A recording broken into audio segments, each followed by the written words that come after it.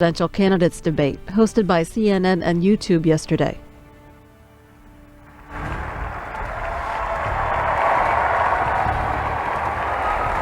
Good evening and welcome, and thank you very much, Chris, for that introduction. We are coming to you tonight from the Citadel, the Military College of South Carolina. This is the CNN YouTube debate. This is the first debate of the presidential election season, sponsored by the Democratic National Committee. Sanctioned, I should say, by the Democratic National Committee. Tonight is really something of an experiment. This is something we've never done before. What you're about to see is, well, it's untried. We're not exactly sure how it's going to work. The candidates on this stage don't know how it's going to work, neither do their campaigns, and frankly, we think that's actually a good thing. We received about 3,000 videos from YouTube viewers all around the country, and reading off what Chris said from Portland, the challenge tonight is to make sure that all the candidates actually answer the questions that were asked to them. As I said, we got about 3,000 videos from all around the country and frankly all around the world. A lot of them were incredibly smart, very thoughtful, very heartfelt, and it was a real tough decision trying to decide which questions would actually go to the candidates tonight. It was pretty easy, though, to eliminate some of the questions. And since as you can imagine, since we're doing this again September 17th with the Republican candidates, we thought we'd show you some of the videos and the questions you're not going to see tonight and why. Let's watch. Greetings, I am Bjorn Svensson. Dressing up in costume was probably not the best way to get taken seriously. Nothing against costumes, mind you, it's just kind of distracting. And yes, I'm talking about you, Chicken Lady. God bless America. I'm Timothy Long. We saw a lot of kids making videos, and that was really great. This boy is from South Carolina. We loved his enthusiasm. Most scientists say that when I'm about your age, half the species on Earth will go extinct. But we also noticed a lot of people seem to use their kids to ask adult questions. Will Social Security be there for my generation? Does a 5-year-old really care about Social Security? How are you gonna fix it? Just because a video was popular online doesn't mean you'll see it tonight. The most viewed video question on YouTube was this one. What are your thoughts on a recent poll suggesting that 88% of Californians elected Governor Schwarzenegger in hopes that a cyborg of his nature could stop a future nuclear war? Yeah. So we all know that Arnold Schwarzenegger is a cyborg, so there's no need to waste time actually asking the candidates that question. We also eliminated, we think, any attempt to stuff the ballot box, so to speak. We noticed that one campaign made an excellent effort to try to get a particular question into tonight's debate. Listen. So here's what we'd like you to do. We'd like you, all of you, to ask the same then what question to the candidates. Every Democrat wants to get our troops out of Iraq as soon as possible. However, none of you except for Joe Biden seem to have a plan for what will leave behind. If all of you record the same question... My question to the candidates is, then what? Then CNN and YouTube won't be able to ignore that question. So now we're not going to reveal which campaign wanted to ask that question, Senator Biden, but one note, though, before we begin, because of the sound quality of some of these YouTube videos, we have urged some of the candidates to wear, or actually we have urged them all to wear earpieces so they can actually hear the questions. Some of them have agreed to do that, so that you may see some earpieces in some of their ears. That's what that is about. Our first question tonight is from Zach Kemp in Provo, Utah. What's up? I'm running out of tape. I have to hurry. So my question is, we have a bunch of leaders who can't seem to do their job, and we pick people based on the issues that they represent, but then they get in power and they don't do anything about it anyway. You're going to spend this whole night talking about your views on issues, but the issues don't matter if when you get in power, nothing's going to get done. We have Congress and a president with like a 30% approval rating, so clearly we don't think they're doing a good job. What's going to make you any more effectual? Beyond all the platitudes and the stuff we're used to hearing, I mean, be honest with us, how are you going to be any different? Senator Dodd, you've been in Congress more than 30 years. Can you honestly say you're any different? Well, I think so. First of all, thank you for inviting us here to the Citadel. It's great to be here at this wonderful college university. Certainly, I think it's a very important question one ought to be asking, because while hope and confidence and optimism are clearly very important, I think experience matters a great deal. The experience people bring to their candidacy, the ideas, the bold ideas that they've championed over the years, whether or not they were successful in advancing those ideas and able to bring people together. Very proud of the fact that over my 26 years in the Senate, I've authored landmark legislation, the Family and Medical Leave Act, child care legislation, reform of financial institutions, In every case, those were new ideas, bold ideas that I campaigned on, and then were able to achieve in the United States Senate by bringing Republicans as well as Democrats together around those issues. That's what's missing more than anything else, I think, right now, is the ability to bring people together to get the job done. But if someone really wants a change, are you the guy to give it to them? I think so. You don't look back. I think, speeches are easy to make and rhetoric is easy to expose here, but I think the idea of looking back and saying, what have you done? If you want to get a good idea where someone is going to lead or how they're going to lead, I think it's very appropriate to say, what have you done? Show me, demonstrate to me the ability to get these things done that you've championed in the past. Senator Obama, your supporters say you are different. Your critics say you're inexperienced. You're your first-term senator. Well, I think the questioner hit the nail on the head. As I travel around the country, people have an urgent desire for change in Washington. And we are not going to fix health care. We're not going to fix energy. We are not going to do anything about our education system unless we change how business is done in Washington. Now, part of that is bringing people together, as Chris said, but part of it is also overcoming special interests and lobbyists who are writing legislation that's critical to the American people. And one of the things I bring is a perspective as a community organizer, as a state legislator, as well as a U.S. Senator, that says Washington has to change. A lot of people say, Congressman Kucinich, your supporters certainly say you are different. Even your critics would probably say you are different. Here's a direct question for you. Hello, my name is Davis Fleetwood. I'm from Groton, Massachusetts. My question is for Dennis Kucinich. After watching the first several debates, which seemed more like conversations than actual debates, we're all clear out here that you Democrats are united. We get it. But we have a very important decision to make coming up very soon, and Americans desperate for a change need to know, Congressman Kucinich, how would America be better off with you as president than we would be if either Hillary Clinton or Barack Obama became president? What do you have that Senator Clinton and Senator Obama do not have? Well, first of all, a clear record as having not only opposed the war from the very beginning, the only one on the stage who actually voted against the war, and also the only one on the stage who voted against funding the war 100% of the time. We're here at the Citadel. I want the people of the Citadel to know that I mourn the passing of those people who gave their lives. But I also would not hesitate to call upon you to defend this country. But I'll never send you in pursuit of a political agenda or a lie.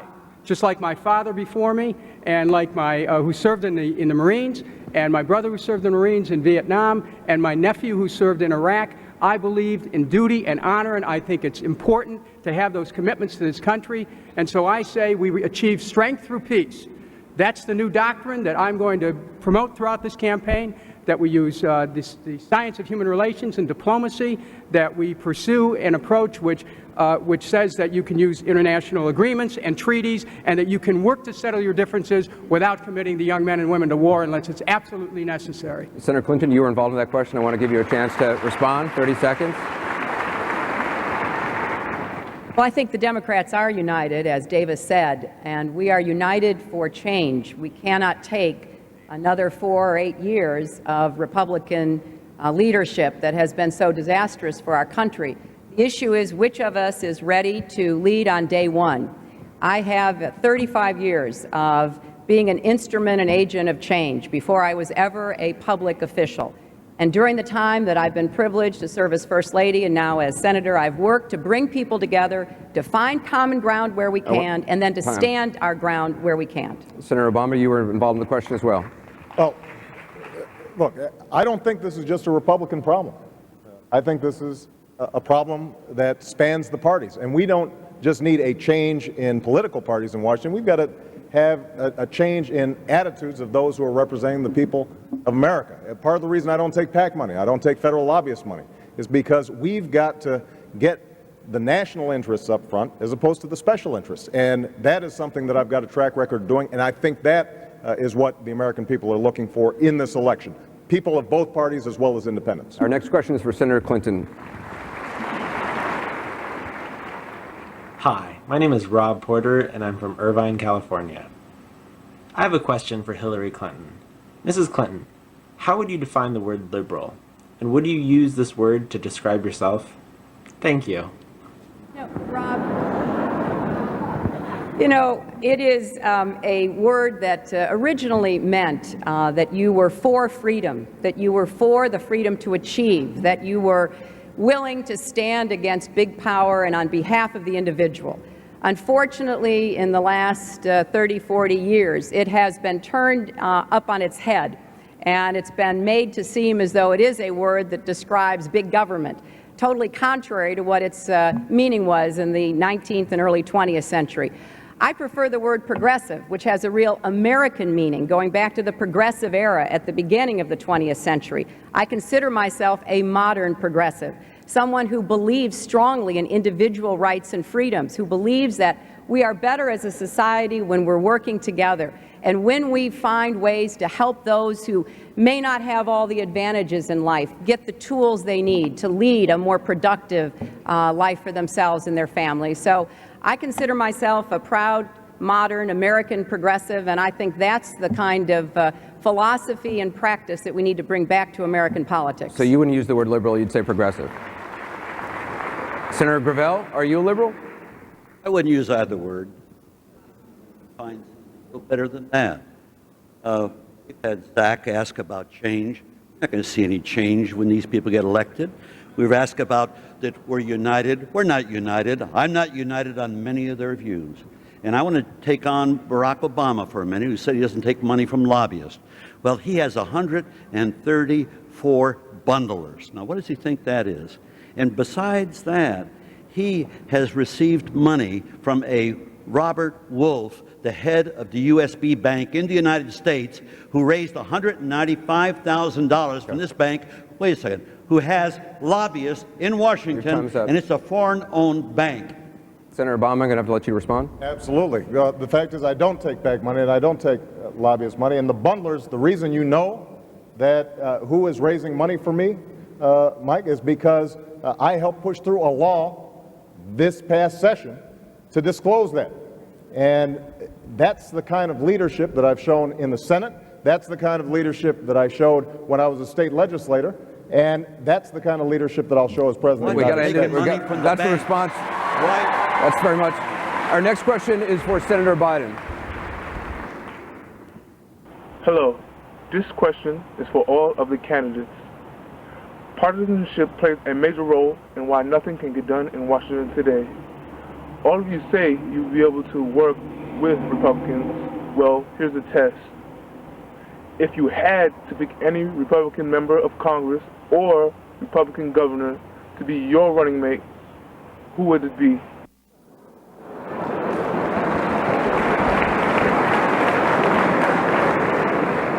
At the risk of hurting his reputation, and it will hurt him, but I would pick Chuck Hagel, and I'd consider asking Dick Lugar to be Secretary of State. And I do have a record of significant accomplishment. The crime bill, which became known as the Clinton crime bill, was written by Joe Biden, the Biden crime bill. That required me to cross over, get everyone together. No one's civil liberties were in any way jeopardized. We put 100,000 cops in the street, violent crime came down. The Violence Against Women Act, what we did in Bosnia, and so on. So I have a track record of being able to cross over and get things done. And by the way, if you want to end all this money, support my effort to have public financing of all elections. Let's stay on the topic. Senator Edwards, any Republicans? Actually, I think Chuck Hagel is a good choice. But if you listen to these questions, they all have exactly the same thing, which is how do we bring about big change? And I think that's a fundamental threshold question. And the question is, do you believe that compromise, triangulation will bring about big change? I don't. I think the people who are powerful in Washington, big insurance companies, big drug companies, big oil companies, they are not going to negotiate. They are not going to give away their power. The only way that they're going to give away their power is if we take it away from them. And I have been standing up to these people my entire life. I have been fighting them my entire life in courtrooms and beating them. If you want real change, you need somebody who's taking these people on and beating them over and over and over. The other thing you're going to see tonight are candidate videos. We've asked each campaign to put together a 30-second YouTube-style video. The first one is from Senator Chris Dodd. Senator, I have to ask, what's with the white hair? I don't know why you bring that up. Bill Richardson, Hillary, Joe Biden and I, we're all about the same age. I don't think the white hair is an issue. Well, how did you get the white hair? Hard work, I suppose. For example, it took me 7 years to pass the Family and Medical Leave Act, and I helped end wars in Central America and bring peace to Northern Ireland. I'm ready to be president. Uh-huh. Well, how many white hairs do you have? Hundreds, thousands, I presume. Really? I'm Chris Dodd. Do we approve this message? There you go. Nothing wrong with white hair. Young person with white hair. Yeah, sadly my age is catching up to my hair. Almost 50% of South Carolina's Democrats are African Americans. It's among the highest percentage of the nation. So we're getting a lot of questions from YouTube viewers on race tonight. This first one is for Senator Edwards. Let's listen. Hello, America. Hello, presidential candidates. This is Will from Boston, Massachusetts. And I hope, you know, they put this question on. It's a question in the back of everybody's head. You know, some people is further back than others collecting cobwebs. But is African Americans ever going to get reparations for slavery? I know y'all going to run around this question dipping and dodging. So let's see how far y'all can get. Senator Edwards, no dipping and dodging. Should African Americans get reparations? Not for reparations. I can answer that question, but I think there are other things we can do to create some equality that doesn't exist in this country today. Today, there was a report that right here in Charleston, African Americans are paying more than their white counterparts for mortgages than any other place in America, any other place in the United States of America. And here's an example. What is the conceivable explanation for this? That black people are paying more for their mortgages. And by the way, it's not just low-income African Americans. It's high-income African Americans. There's absolutely no explanation for this. It goes to the basic question that I raised just a few minutes ago. To have a president that's going to fight for equality, fight for real change, big change, bold change. We're going to have somebody. We can't trade our insiders for their insiders. That doesn't work. What we need is somebody who will take these people on. These big banks, these mortgage companies, big insurance companies, big drug companies. That's the only way we're going to bring about change, and I will do that as president. Senator Obama, your position on reparations? I think the reparations we need right here in South Carolina is investment, for example, in our schools. I did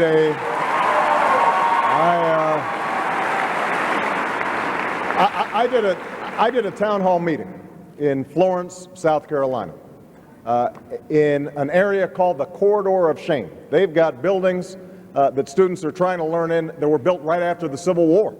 And we've got teachers who are not trained to teach the subjects they're teaching in, high dropout rates. We've got to understand that there are corridors of shame all across the country. And if we make the investments and understand that those are our children, that's the kind of reparations that are really going to make a difference in America right now. Is anyone on the stage for reparations for slavery for African Americans? Are you? I am. The Bible says we shall be and must be repairers of the breach. And a breach has occurred, and we have to acknowledge that. It's a breach that has resulted in inequality in opportunities for education, for health care, for housing, for employment. And so we must be mindful of that. But it's also a breach that has affected a lot of poor whites as well.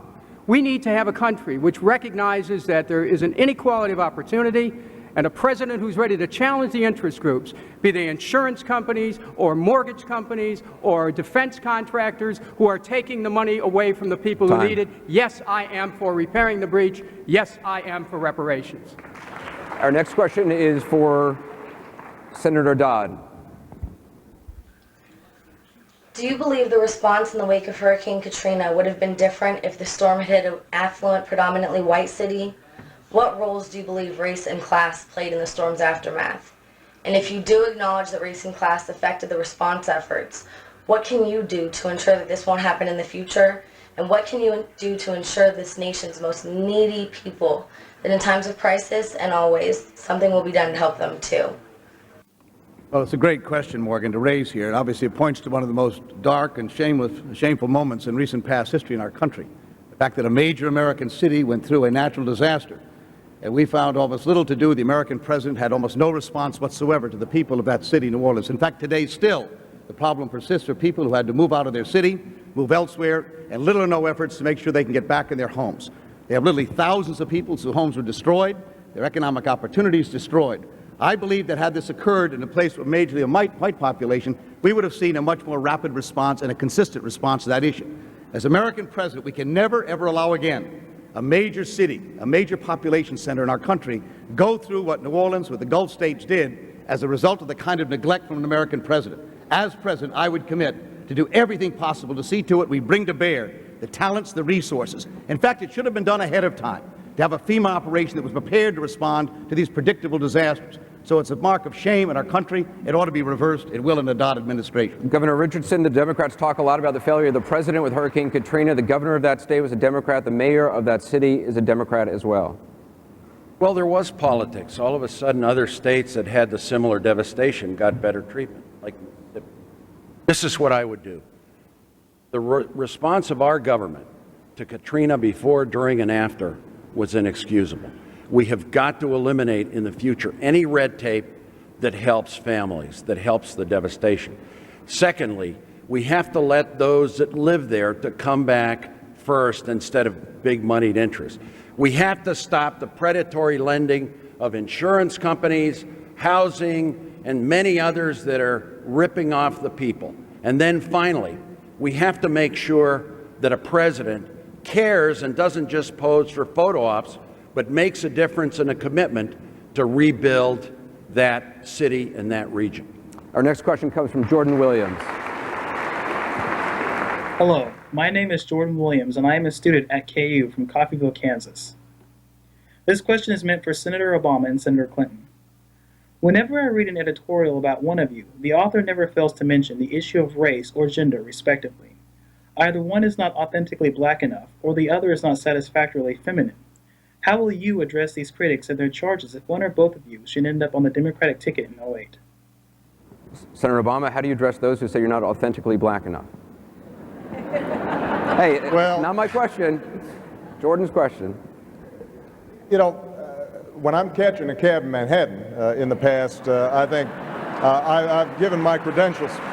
But let me go to the broader issue here, and that is that race permeates our society. It is still a critical problem, but I do believe in the core decency of the American people, and I think they want to get beyond some of our racial divisions. Unfortunately, we've had a White House that hasn't invested in the kinds of steps that have to be done to overcome the legacy of slavery and Jim Crow in this country. And as President of the United States, my commitment on issues like education, my commitment on issues like health care, is to close the disparities and the gaps, because that's what's really going to solve the race problem in this country. If people feel like they've got a fair shake, if children feel as if the fact that they have a different surname or they've got a different skin color is not going to impede their dreams, then I am absolutely confident that we're going to be able to move forward on the challenges that we face as a country. Senator Clinton, you have a minute as well, since this question is to you. Well, I couldn't run as anything other than a woman. I am proud to be running as a woman, and I'm excited that I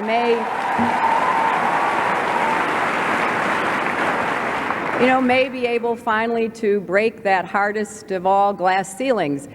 But obviously I'm not running because I'm a woman. I'm running because I think I'm the most qualified and experienced person to hit the ground running in January 2009. And I trust the American people to make a decision that is not about me or my gender, or about Barack or his race, or about Bill and his ethnicity, but about what is best for you and your family. We have big challenges and big needs in our country, and I think we're going to need experienced and strong leadership in order to start handling all of the problems that we have here at home and around the world. And when I'm inaugurated, I think it's going to send a great message to a lot of little girls and boys around the world. Senator Edwards. Senator Edwards, earlier this week, your wife said that you would be a better advocate for women than Senator Clinton. Was she right? Well, let me say first that on the question that was just asked to Senator Obama. We prefer you stay on the question if you I'm could. going to stay on your question. I promise I'll answer that question. But first thing I want to say, and I want to speak for everybody, I believe on this stage, anybody who's considering not voting for Senator Obama because he's black, or for Senator Clinton because she's a woman, I don't want their vote.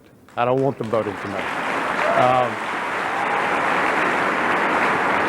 I think what Elizabeth was saying was, to answer your question, what Elizabeth was saying was there are very important issues facing women in this country.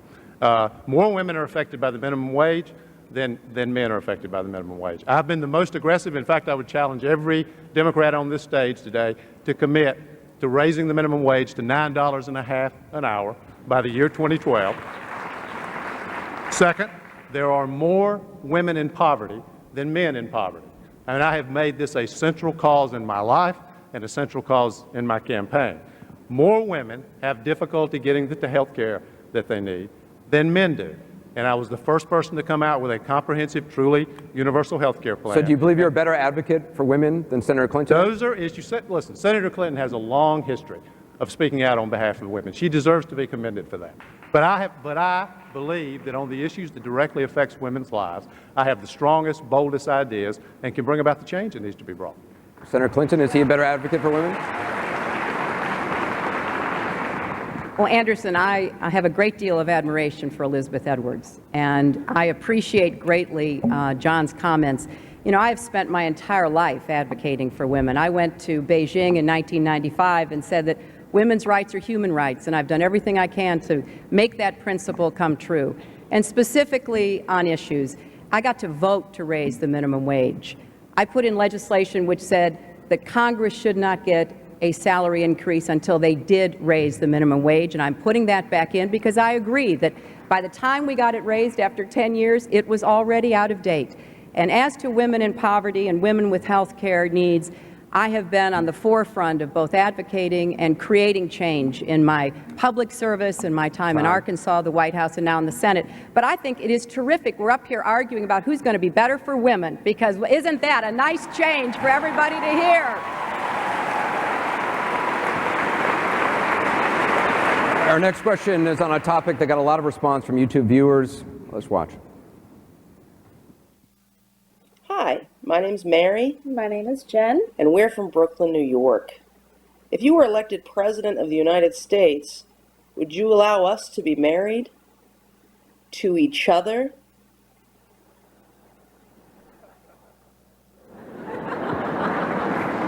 Congressman Kucinich. Barry and Jen, the answer to your question is yes. And let me tell you why.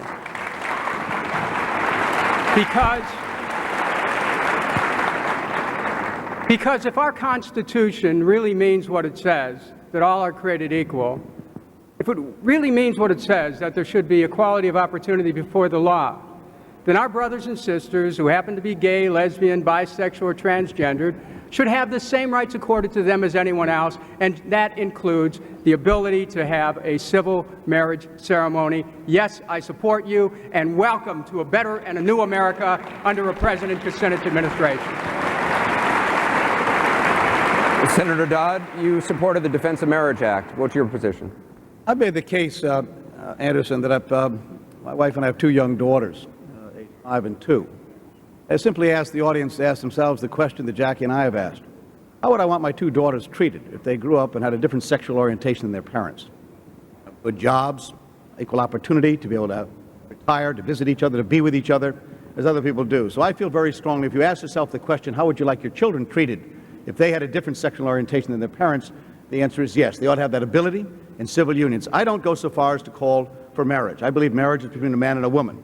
But my state of Connecticut, the state of New Hampshire, have endorsed civil unions. I strongly support that, but I don't go so far as marriage. Governor Richardson? Well, I would say to the two young women, I would level with you. I would do what is achievable. What I think is achievable is full civil unions with full marriage rights. I would also press for you a hate crimes act in the Congress. I would eliminate don't ask, don't tell in the military. If we're going to have in our military men and women that die for this country, we shouldn't give them a lecture on their sexual orientation. I would push for domestic partnership laws, non-discrimination in insurance and housing. I would also send a very strong message that in my administration I will not tolerate any discrimination on the basis of race, gender, or sexual orientation. This next question is for Senator Edwards. I'm Reverend Reggie Longcry. I'm the pastor of Exodus Missionary Outreach Church in Hickory, North Carolina. Senator Edwards said his opposition to gay marriage is influenced by his Southern Baptist background. Most Americans agree it was wrong and unconstitutional to use religion to justify slavery, segregation, and denying women the right to vote. So why is it still acceptable to use religion to deny gay Americans their full and equal rights?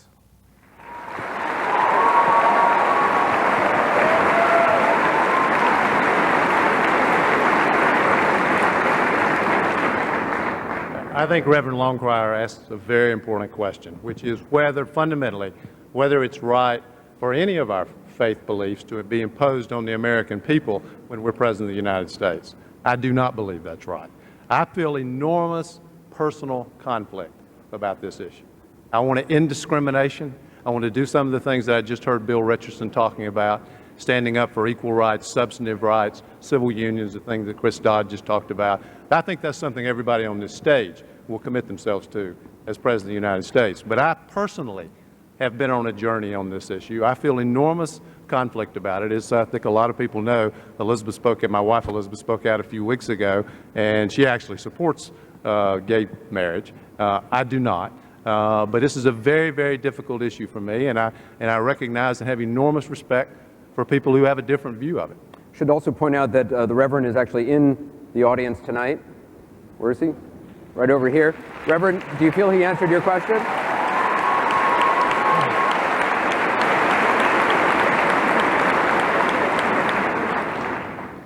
Well, this question was just a catalyst that promoted some other things that wrapped around that particular question, especially when it comes to fair housing practices. Also, do you think he answered the question, though? Not like I would like to have heard it. What did you not hear? I didn't quite get, some people were moving around, and I didn't quite get all of his answer. I just heard 30 seconds more. Why is it okay to quote religious beliefs when talking about why you don't support something? That's essentially what's his question. It's not. I mean, I've been asked a personal question, which is, I think, what Reverend Longcrier is raising. And that personal question is, do I believe and do I personally support gay marriage? The honest answer to that is I don't. But I think it is absolutely wrong, as President of the United States, for me to have used that faith basis as a basis for denying anybody their rights. And I will not do that when I am President of the United States. Senator Obama, the laws banning interracial marriage in the United States were ruled unconstitutional in 1967. What is the difference between a ban on interracial marriage and a ban on gay marriage? Well, I think that it is important to pick up on something that was said earlier by both Dennis and by Bill, and that is that we've got to make sure that everybody is equal under the law. And the civil unions that I proposed would be equivalent in terms of making sure that all the rights that are conferred by the state are equal for same-sex couples as well as for heterosexual couples. Now, with respect to marriage, it's my belief that it's up to the individual denominations to make a decision as to whether they want to recognize marriage or not. But in terms of, the rights of people to transfer property, to have hospital visitation, all those critical civil rights that are conferred by our government, those should be equal. We're going to take a quick break, but before we go, we're going to show another candidate video. This one is from the Clinton campaign, and then when we come back from the break, we'll see one from from Senator Edwards' campaign.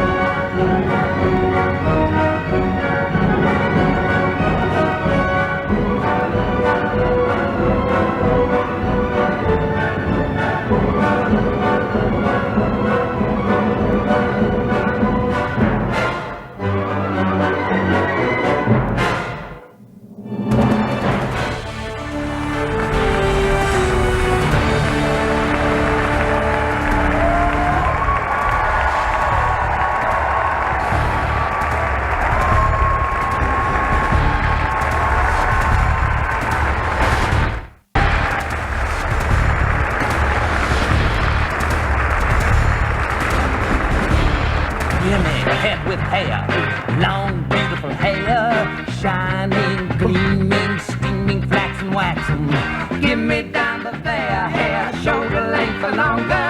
Here, baby, there, mama, everywhere, daddy, daddy, hey. Blow it, show it, long as God can grow my hair.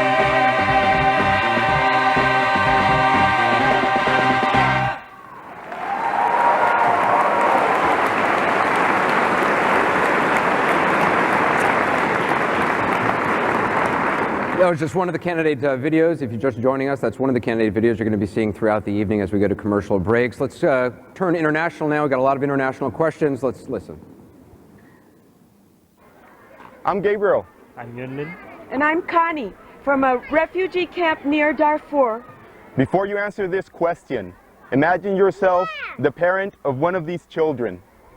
What action do you commit to that will get these children back home to a safe Darfur and not letting it be yet another empty promise? Governor Richardson, what are you going to do? Would you commit American troops? I was at that refugee camp, and there was a refugee, a woman who came up to me. She'd been raped, her husband had been killed, and she said, when is America going to start helping? This is what I would do. It's diplomacy. It's getting UN peacekeeping troops and not African Union troops. It's getting China to pressure Sudan. It's getting the European Union to be part of economic sanctions in Sudan. It's called leadership. A no-fly zone, I believe, would be an option. But we have to be concerned about humanitarian workers being hurt by planes being shot. The answer here is caring about Africa. The answer here is not just thinking of our strategic interests as a country as oil and Europe and the Middle East. It should be Africa, Asia, and Latin America doing something about poverty, about AIDS, about refugees, about those that have been left behind. That's how we restore American leadership in this country. You say UN troops. Does that mean American troops? United Nations peacekeeping troops, and that would primarily be Muslim troops. We need a permanent UN peacekeeping force stationed somewhere. If we get UN peacekeeping troops authorized for Darfur, there's some already there, it'll take 6 months for them to get there. Genocide is continuing there. 200,000 have died, close to 2 million refugees in that region. America needs to respond with diplomacy, with diplomatic leadership. Senator Biden, in the past you've talked about NATO troops. What about American troops? Absolutely, positively. Look, I'm so tired of this. Let's get right to it. I heard the same arguments after I came back from meeting with Milosevic. We can't act. We can't send troops there. Where we can, America must. Why Darfur? Because we can. We should now. Those kids will be dead by the time the diplomacy is over. I'm not joking. I've been to that camp. I walked through that camp. You know what happened when I landed? When I landed and the dust settled, a young African aid worker came up to me and he looked at me and he said, "Thank you. Thank you, America, for coming." They don't understand. They think we can save them. And guess what? We can. 2,500 American troops, if we do not get the 21,000 UN troops in there, can stop the genocide now. I have called for a no-fly zone. Everybody agreed, but you need troops on the ground. Time. Senator Gravel? The problem goes a little deeper than that. It's because we haven't owned up to our responsibilities to a sense of global governance. And so now you've got a situation with the United States of America, as Joe says, wants to go in, but the African nations don't want us there. What's the message? They're afraid of us. They're flat afraid of us. And if you'll permit me, since I haven't got as much time as the others. Actually, no, you got to answer just directly the question. Thank you very much, seconds. Anderson. Senator Clinton, do you agree with Senator Biden? American troops should go to Darfur? I agree completely that what we need to do is start acting instead of talking. That means accelerating the United Nations peacekeeping forces along with the African Union. It means moving more quickly on divestment and sanctions on the Sudanese government, including trying to use the diplomacy to get China involved. And finally, it does mean a no-fly zone. We can do it in a way that doesn't endanger humanitarian relief. What about American troops on the ground? I think NATO has to be there with the no-fly zone, and I think that only the United States can provide the logistical support and the airlift to make a no-fly zone and the actual delivery of humanitarian aid work. Just in the spirit of trying to get the answer, that means no American ground troops? American ground troops, I don't think, belong in Darfur at this time. I think We need to focus on the United Nations peacekeeping troops and the African Union troops. We've got to figure out what we're doing in Iraq, where our troops are stretched thin, and Afghanistan, where we're losing the fight to al-Qaeda and bin Laden. Okay, I want to talk about Iraq tonight. Before we do, I just want to put a picture up on the screen. That's United States Marine Corps First Lieutenant Shane Childers. He was a 2001 graduate of this college, the Citadel. March 21st, 2003, it was just after sunrise, and Lieutenant Childers and his platoon were on a mission to capture an oil pumping station from Iraqi soldiers before the Iraqi soldiers could destroy it. During the operation, a stray bullet hit him just below his body armor. Lieutenant Childers became the first U.S. serviceman to die inside Iraq in Operation Iraqi Freedom. In all, 12 Citadel graduates have died in either Afghanistan or Iraq since September 11, 2001, and over 1,100 have served in those two countries. Tonight, we acknowledge their sacrifices and the sacrifices of all our servicemen and women now serving in Iraq and Afghanistan.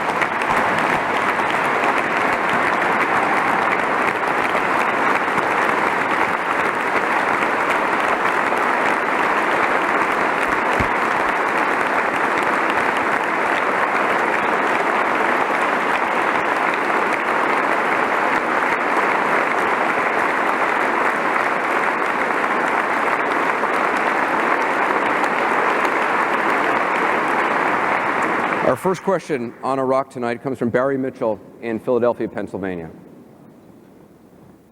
Mitch from Philadelphia. My question for all the candidates, how do we pull out now? And the follow-up, are we watching the same blanket war? I certainly wasn't a big fan of the invasion/liberation, and sickens me to hear about soldiers wounded and getting killed daily, not to mention innocent Iraqis. But how do we pull out now? Government shaky, bombs daily. Don't you think we pulled out now that'll open up for Iran and Syria, God knows Russia? How do we pull out now? And isn't it our responsibility to get these people up on their feet? I mean, do you leave a newborn baby to take care of himself? How do we pull out now? Senator Obama, how do we pull out now? Look, I oppose this war from the start because I anticipated that we would be creating the kind of sectarian violence that we've seen, and that it would distract us from the war on terror that was necessary. I'm going to get to the question, Anderson. At this point, I think we can be as careful getting out as we were careless getting in. But we have to send a clear message to the Iraqi government, as well as to the surrounding neighbors, that there is no military solution to the problems that we face in Iraq. We just heard a White House spokesman, Tony Snow, excuse the fact that the Iraqi legislature went on vacation for 3 weeks because it's hot in Baghdad. Well, let me tell you, it is hot for American troops who are over there with 100 pounds worth of gear, and that kind of irresponsibility is not helpful. So we have to begin a phased withdrawal, have our combat troops out by March 31st of next year, and initiate the kind of diplomatic surge that is necessary in the surrounding region to make sure that everybody is carrying their weight, and that is what I will do on day one as President of the United States if we have not done it in the intervening months. Senator Biden, how do we pull out now? That was the question. Anderson, you've been there. You know we can't just pull out now. Let's get something straight. It's time to start to tell the truth. The truth of the matter is, if we started today, it would take 1 year to get 160,000 troops physically out of Iraq logistically. That's number one. Number two, you cannot pull out of Iraq without the follow-on that's been projected here unless you have a political solution. I'm the only one that's offered a political solution, and it literally means separate the parties, give them jurisdiction in their own areas, have a decentralized government, a federal system. No central government will work. And thirdly, the fact of the matter is, the very thing everybody's quoting is the very legislation I wrote in January. It said, begin to draw down combat troops now, get the majority of the combat troops out by March of 2008. There's not one person in here that can say we're going to eliminate all troops unless you're going to eliminate every physical person who's an American in Iraq. Tell the truth for a change. Another question on Iraq.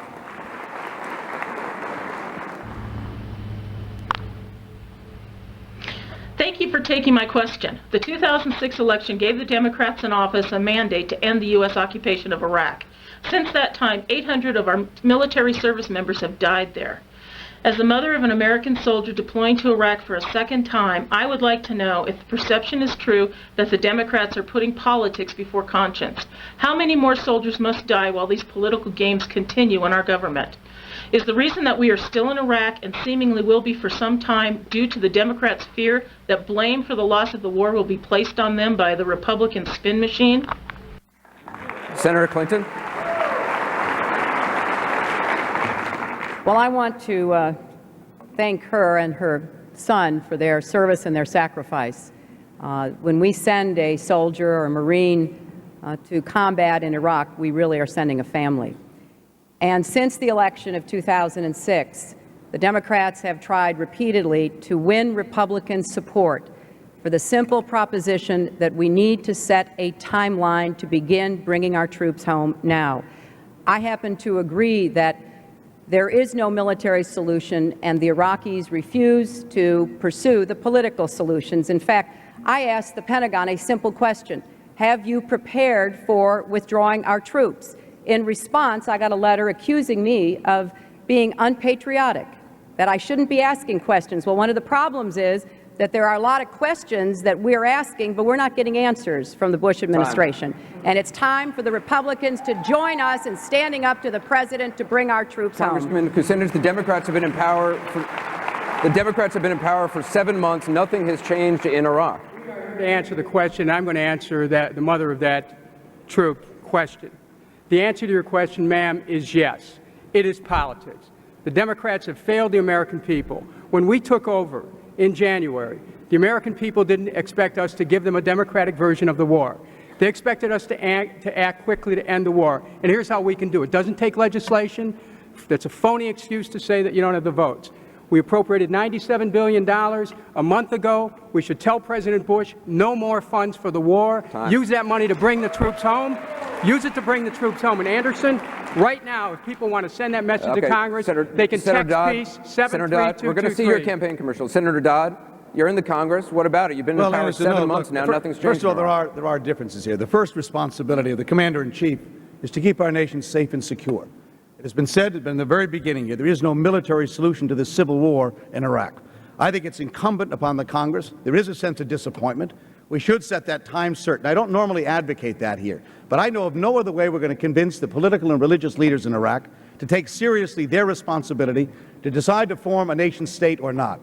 I think by saying with clarity here that we are withdrawing and redeploying our forces out of there, robustly pursuing diplomacy, which we have not done at all here. This administration treats statecraft and diplomacy as if it were a gift to your opponents here. We need to have a program here that allows us to become much more engaged in the region. The answer on Darfur isn't just No, let's not go to Darfur. No, because Iraq is related to Darfur, Anderson, here. It's because we're bogged down there at $10 billion a month. We've lost our moral leadership in the world. No one listens to us when it comes to foreign policy. That has to change in this country. The question, though, is, are the Democrats playing politics?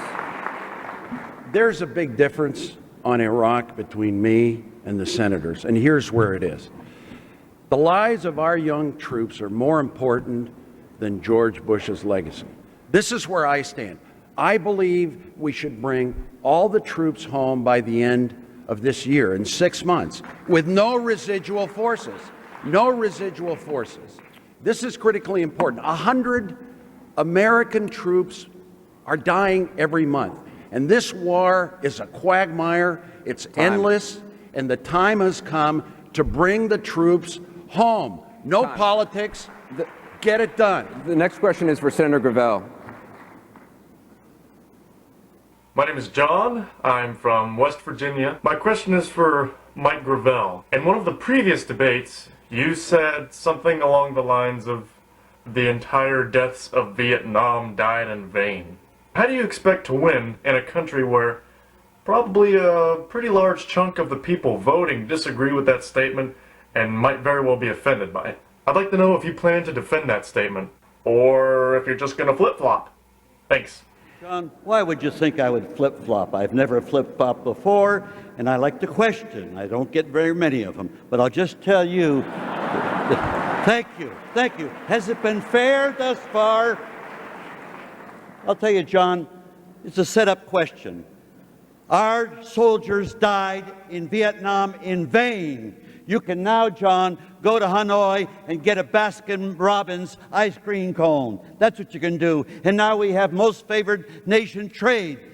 What did all these people die for? What are they dying for right now in Iraq every single day? Let me tell you, there's only one thing worse than a soldier dying in vain. It's more soldiers dying in vain. Senator Obama, are the soldiers dying in Iraq in vain? Our soldiers have done everything that's been asked of them. They deposed Saddam Hussein. They have carried out extraordinarily difficult missions with great courage and great bravery. But one thing I have to say about Senator Clinton's comments a couple moments ago. I think it's terrific that she's asking for plans from the Pentagon. And I think the Pentagon response was ridiculous. But what I also know is that the time for us to ask how we were going to get out of Iraq was before we went in. And that is something that too many of us failed to do. We failed to do it, and I do think that is something that both Republicans and Democrats have to take responsibility for. When I am President of the United States, when I send our troops into battle, I'm going to be absolutely sure that it's based on sound intelligence, and I'm going to tell the truth to the American people, as well as the families who are being asked to sacrifice. To the question of, are the troops dying in vain, though? Yes or no? I never think that troops like those who are coming out of the Citadel who do their mission for their country are dying in vain. But what I do think is that the civilian leadership and the commander-in-chief has a responsibility to make sure that they have the plans that are going to allow our troops to succeed in their mission. Senator Edwards, did the troops in Vietnam die in vain? I don't think any of our troops die in vain when they go and do the duty that's been given to them by the commander-in-chief. No, I don't think they died in vain. But I think the question is, what is going to be done to stop this war? Other people have raised the question earlier. And in fact, Senator Obama spoke just a minute ago about the White House agreeing that the Iraqi parliament, could take a month-long vacation because it was too hot. While our men and women are putting their lives on the line every day, here's my question. While the Iraqi parliament is in vacation, is George Bush going to be on vacation in Crawford, Texas? What we need to do is turn up the heat on George Bush and hold him responsible and make this president change course. It is the only way he will change course. He will never change course unless he's made to do it. Got another question. This one's relatively short from Tony Fuller. Let's listen. My name is Tony Fuller from Wellston, Ohio, and I was wondering if the candidates feel women should register for the draft when they turn 18. Why? Or why not? Should women register for selective service when they turn 18 like men do currently? Senator Dodd? Well, yeah, I think they should in a sense. I'm opposed to a draft, but I think if you're going to have registration, it ought to be across lines here. You don't just ask one gender to do their responsibility. So in my view, that would be the fair thing to do. I happen to believe, by the way, Anderson, and taking the question here a bit further, and it's a good question that Tony has raised, I'm an advocate of universal national service, not by mandating it, but one of the things I'm missing in our country is the shared experience. I served in the National Guard, I served in the Reserves, I served in the Peace Corps in Latin America back in the 60s here. I want to see every American given the opportunity to serve their country in some way. I think we need to do more of that in the United States today. Elections ought to be more than just about a series of issues, but the shared experiences of service.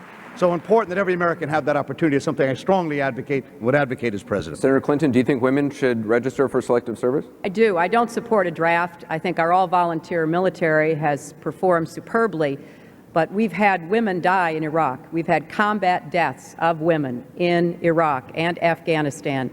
And I do think that women should register. I doubt very much that we'll ever have to go back to a draft, but I think it is fair to call upon every young American. And I agree completely with Chris. We've got to look for more ways for universal national service. I've introduced legislation for a public service academy that would be patterned on great institutions like the Citadel and our military academies, because we've got to get young people back into public service. And the other night we had a provision in our bill that we passed to have people who go into public service have their student loans deferred and even forgiven. We need to do more to support public service. Senator Obama, should women register for selective service? You know, a while back we had a celebration in the Capitol for the Tuskegee Airmen. And it was extraordinarily powerful because it reminded us there was a time when African Americans weren't allowed to serve in combat. And yet when they did, not only did they perform brilliantly, but what also happened is they helped to change America. And they helped to underscore that we're equal. And I think that if women are registered for service, not necessarily in combat roles, and I don't agree with the draft, I think it will help to send a message to my two daughters that they've got obligations to this great country as well as boys do. Senator Edwards? Anyone who has any question about whether women can serve this country honorably in the military should meet Tally Parham, who's sitting with my wife Elizabeth down there. She flew fighter jets, F-16s, into the first 15 minutes of the war in Iraq, flew over Baghdad. She put her life at risk at the very beginning of the war. Anybody who has any question about whether women can serve courageously and honorably need to meet women like Tally Parham. Senator Gravel?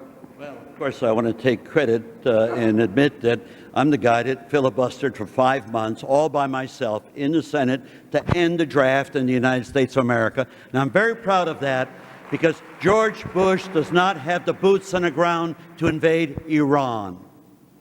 Thank you. Do you think should women register? Well, of course, women should be going to the draft. If we're going to have a draft, they should register also. Okay. What's the difference? Thank you for your answer. Another video. Hello, my name is John McAlpin. I'm a proud serving member of the United States military. I'm serving overseas. This question is to Senator Hillary Clinton. The Arab states and Muslim nations believe as women as being second-class citizens. If you're President of the United States, how do you feel that you would even be taken seriously by these states in any kind of talks, negotiations, or any other diplomatic relations? I feel that's a legitimate question. Thank you, John, and thank you for your service to our country. You know, when I was First Lady, I was privileged to represent our country in 82 countries. I have met with many officials in Arabic and Muslim countries. I've met with kings and presidents and prime ministers and sheikhs and tribal leaders. And certainly in the last years during my time in the Senate, I have had many high-level meetings with presidents and prime ministers in Iraq, Afghanistan, Kuwait, Pakistan, and many other countries. I believe that there isn't much doubt in anyone's mind that I can be taken seriously. I believe that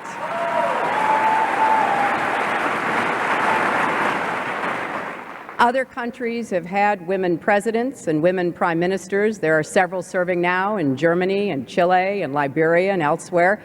And I have noticed that their compatriots on the world stage certainly take them seriously. I think that it is it would be quite appropriate to have a woman president deal with the Arab and Muslim countries on behalf of the United States of America. Okay, let's go to another YouTube video. In 1982, Anwar Sadat traveled to Israel, a trip that resulted in a peace agreement that has lasted ever since.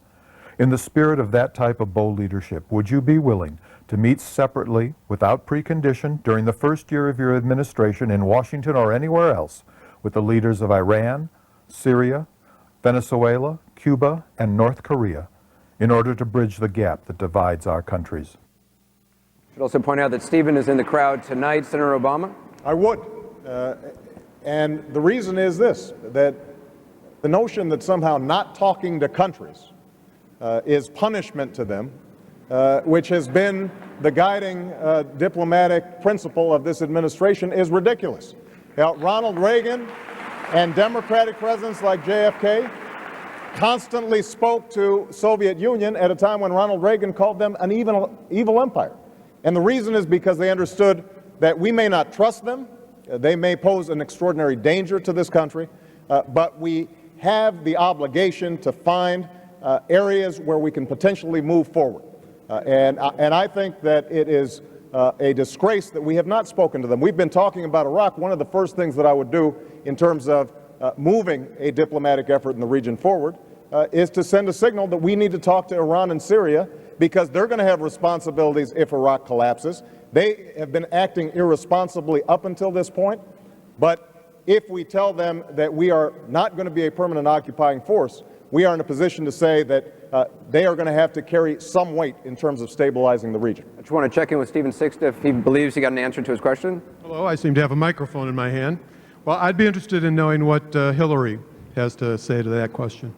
Senator Clinton? Well, I will not promise to meet with the leaders of these countries during my first year. I will promise a very vigorous diplomatic effort, because I think it is not that you promise a meeting at that high a level before you know what the intentions are. I don't want to be used for propaganda purposes. I don't want to make a situation even worse.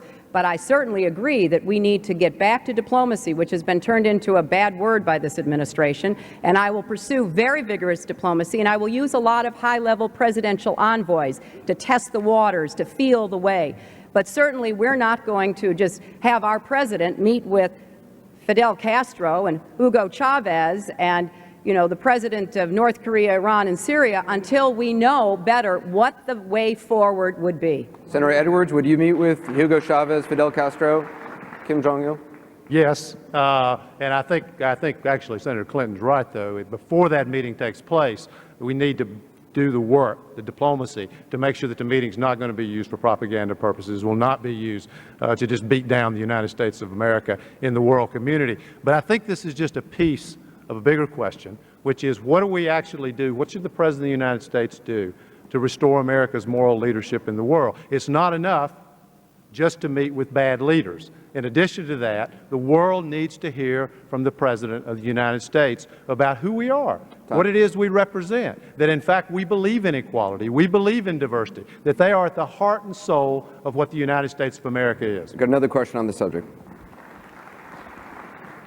Dear presidential candidates, see those 3 flags over my shoulder? They covered the coffins of my grandfather, my father, and my oldest son. Someday mine will join them. I do not want to see my youngest sons join them.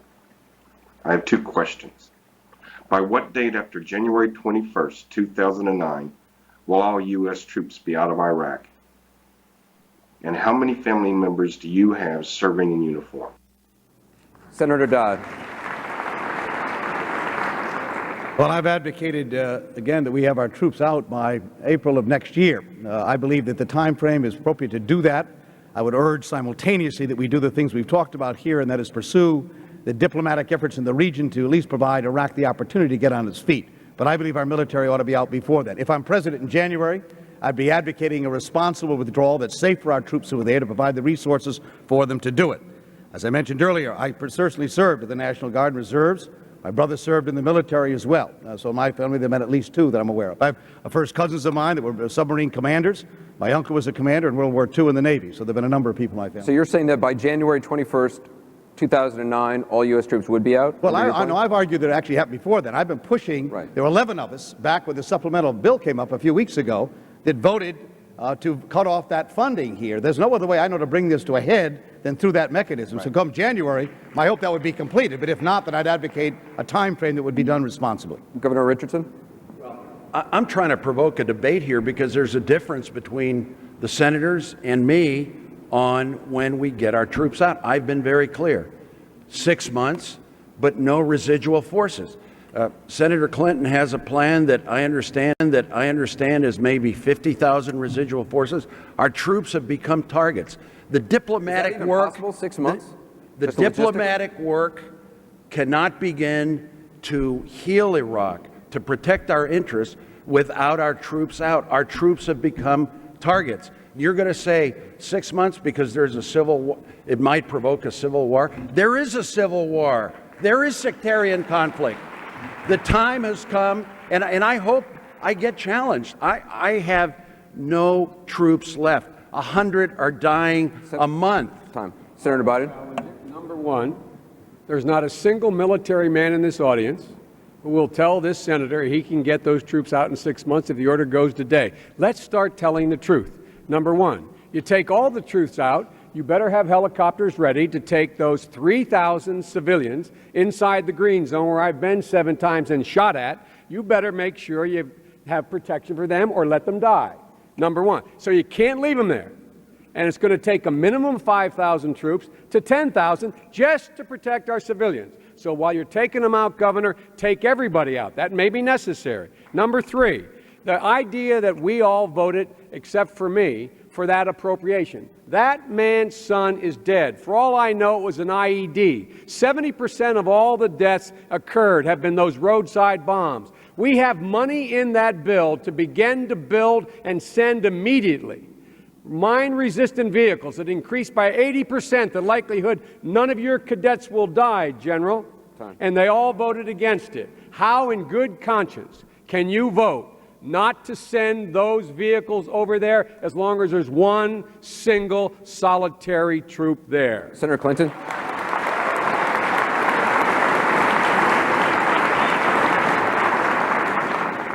You know, I've put forth a comprehensive three-point plan to get our troops out of Iraq, and it does start with moving them out as soon as possible. But Joe is right. You know, I have done extensive work on this, and the best estimate is that we can probably move a brigade a month if we really accelerate it, maybe a brigade and a half or two a month. That is a lot of months. My point is they're not even planning for that in the Pentagon. You know, Mr. Barry, I am so sorry about the loss of your son, and I hope to goodness your youngest son doesn't face anything like that. But until we get this president and the Pentagon to begin to at least tell us they are planning to withdraw, we are not going to be able to turn this around. And so, with all due respect to some of my friends here, yes, we want to begin moving the troops out, but we want to do so safely and orderly and carefully. We don't want more loss of American life and Iraqi life as we attempt to withdraw. And it is time for us to admit that it's going to be complicated, so let's start it now. Congressman Kucinich. The underlying assumption here is that we're going to be in Iraq until the next president takes office, and I reject that totally. People can send a message to Congress right now, and this is a convention of this appearance. They can text peace and text 73223, text peace, send a message to Congress right now you want out. I introduced a plan 4 years ago, Anderson, that was a full plan to remove our troops. I'm the only one on this stage, excuse me, who not only voted against the war, but voted against funding the war. It is not credible to say you opposed the war from the start when you voted to fund it 100% of the time, 70%, 5% of the time. Let's get real about this war. Let's get those troops home, and let's take a stand and do it now. Send a message to Congress now. We cannot wait till the next president takes office. We've got to take a short break. As we go to break, we're going to show another campaign commercial, this one from Senator Mike Gravel. George Bush's oil war was a mistake. We need to stop killing Americans and Iraqis. Been around since the beginning of time. It's not a war. It should be a police action based on global intelligence. The most serious problem facing humanity today. A universal voucher system will provide equal treatment and choice of providers. The Congress has to stop raiding the surplus.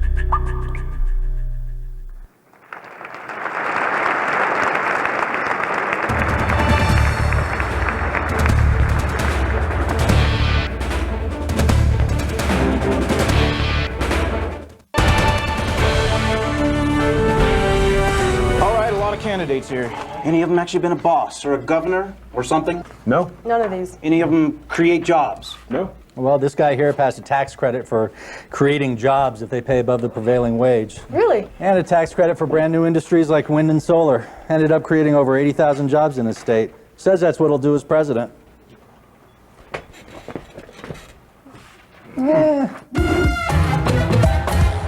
I'm Bill Richardson, and I approve this message.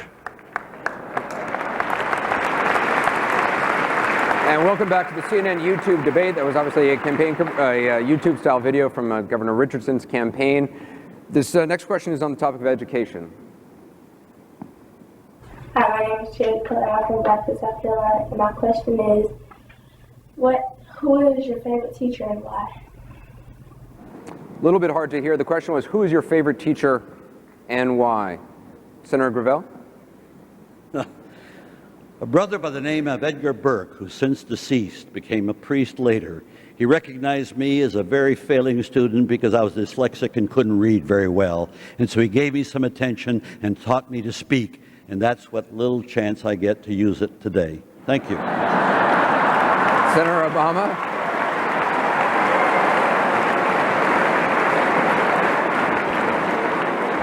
You know, I had a teacher in 5th grade named Mrs. Hefty, and I was just coming from overseas, coming back to the United States, felt a little bit out of place, and she had actually lived in Kenya and worked there and taught there, and was able to give me some sense that even though I had experiences outside this country, those were actually valuable and important, and that's the power of a good teacher, is making every single child feel special, and we need more teachers like that in front of every single classroom. Senator Biden?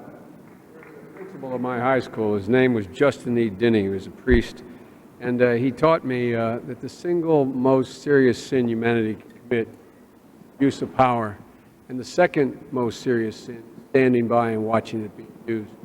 He was the brightest guy. Senator Edwards? Ms. Burns, who is a high school English teacher who made me believe that somebody can come from a little town in North Carolina where their daddy worked in the mill and do just about anything if they really believe in themselves. All right, with the next question, you're going to have to pay attention to both to the words, to the music, and to what's written on the screen.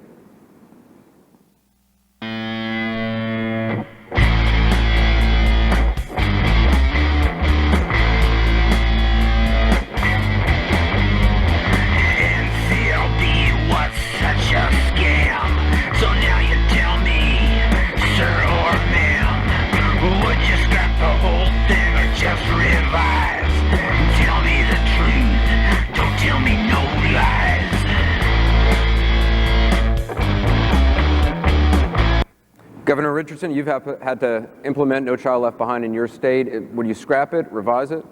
I would scrap it. It doesn't work. It is a law. It is not just an unfunded mandate, but the one-size-fits-all doesn't work. It doesn't emphasize teacher training. It doesn't emphasize disabled kids. It doesn't English learning kids don't get help. The worst thing it does is it takes districts and schools that are not doing well, takes their funds away, penalizes them. If a school is not doing well, we help that school. The last thing we need to do relating to teachers is the key to a good education in this country is a strong teacher. I would have a minimum wage for all our teachers, $40,000 per year, and I would emphasize science and math, and I would also bring to make sure our kids that are not scoring well in science and math, 29th in the world, to unlock those minds in science and math. I would have a major federal program of art in the schools, music, dancing, sculpture, and the arts. Senator Biden, everyone on this stage who was in Congress in 2001 voted for No Child Left Behind. Would you scrap it or revise it? It was a mistake. I remember talking with Paul Wellstone at the time, and quite frankly, the reason I voted for it against my better instinct is I have great faith in Ted Kennedy, who is so devoted to education. But I would scrap it. I guess theoretically you could do a major overhaul, but I think I'd start from the beginning. You need better teachers, you need smaller classrooms, you need to start kids earlier. It's all basic. My wife's been teaching for 30 years. She has her doctorate in education. She comes back and points out how it's just not working. The bottom line here is that I would fundamentally change the way in which we approach this. Our next question comes from South Carolina. Hey, I'm Mike Green from Lexington, South Carolina, and I was wanting to ask all the nominees whether they would send their kids to public school or private school. Question is public school or private school? We know Senator Clinton, you sent your daughter to private school. Senator Edwards, Obama, and Biden also sent your kids to private school. Is that correct? No. No? No, it's not correct. Okay. There we go. I've had 4 children, and all of them have gone to public school. I've got 2 kids who are actually here with me in Charleston tonight. 2 kids, Emma Claire and Jack, just finished the 3rd grade in public school in North Carolina, and Jack just finished the 1st grade in public school in North Carolina. Senator Clinton? And Chelsea went to public schools, kindergarten through 8th grade, until we moved to Washington. And then I was advised, and it was unfortunately good advice, that if she were to go to a public school the press would never leave her alone because it's a public school. So I had to make a very difficult decision. Senator But we're Obama? very pleased she was in public schools in Little Rock. Senator Obama? My kids have gone to the University of Chicago lab school, a private school, because I taught there, and it was 5 minutes from our house, so it was the best option for our kids. But the fact is that there's some terrific public schools in Chicago that they could be going to. The problem is that we don't have good schools, public schools, for all kids. A U.S. Senator can get his kid into a terrific public school. That's not the question. The question is whether or not ordinary parents who can't work the system are able to get their kids into a decent school, and that's what I need to fight for and will fight for as President of the United States. Do you want to ask this question of everyone? Senator Biden? My kids did go to private school. It's because right after I got elected, my wife and daughter were killed. I had 2 sons who survived. My sister was the head of the history department. She was helping me raise my children at Wilmington Friends School. When it came time to go to high school, when they had come through their difficulties, I'm a practicing Catholic. It was very important to me they go to a Catholic school, and they went to a Catholic school. My kids would not have gone to that school were it not for the fact my wife and daughter were killed and my 2 children were under the care of my sister who drove them to school every morning. Congressman Kucinich? My daughter Jackie went to the Columbus Public Schools and got a great education, and I want to make sure that that commitment that sent her to public school is a commitment that will cause all American children to be able to go to great public schools. Senator Gravel? My children went to public school and private school, and I'd recommend that we need a little bit of competition in our system of education. Right now, we have 30% of our children do not graduate from high school. That is abominable, and that's the problem of both parties.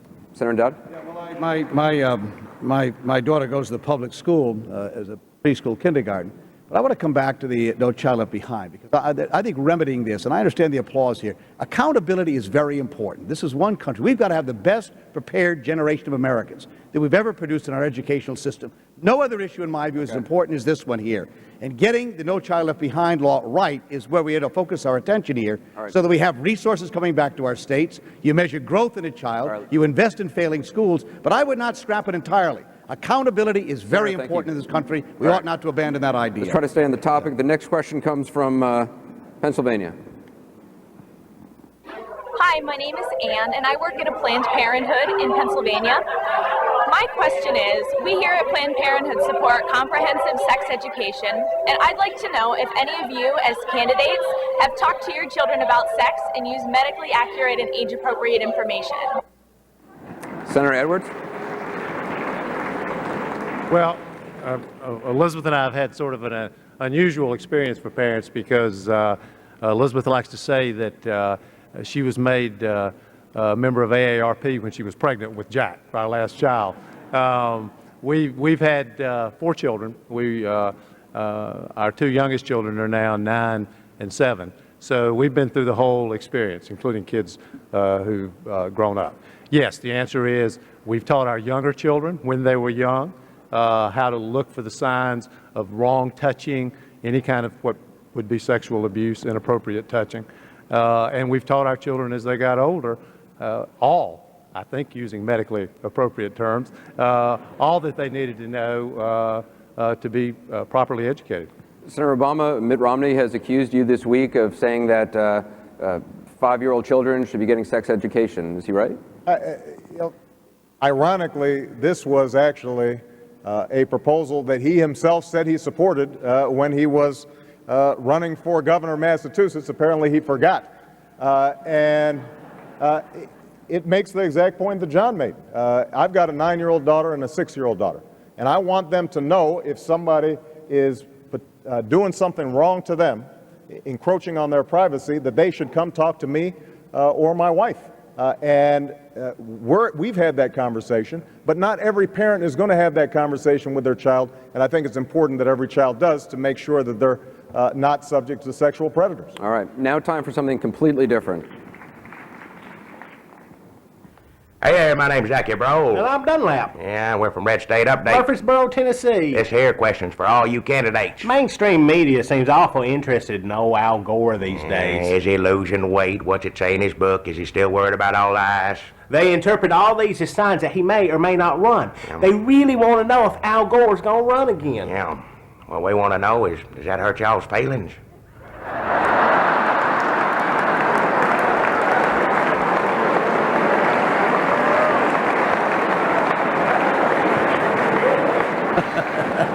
Anybody have their feelings hurt here? Anybody wanna... No? You're all right about that? Anderson, Yeah. I think the people of Tennessee just had their feelings hurt. They can take it up with Jackie. We're not going to talk about Al Gore tonight, but we are going to talk about something that he talks a lot about. That's what our next question's about. Hello, Democratic candidates. I've been growing concerned that global warming, the single most important issue to the snowmen of this country, is being neglected. As president, what will you do to ensure that my son will live a full and happy life? Thank you.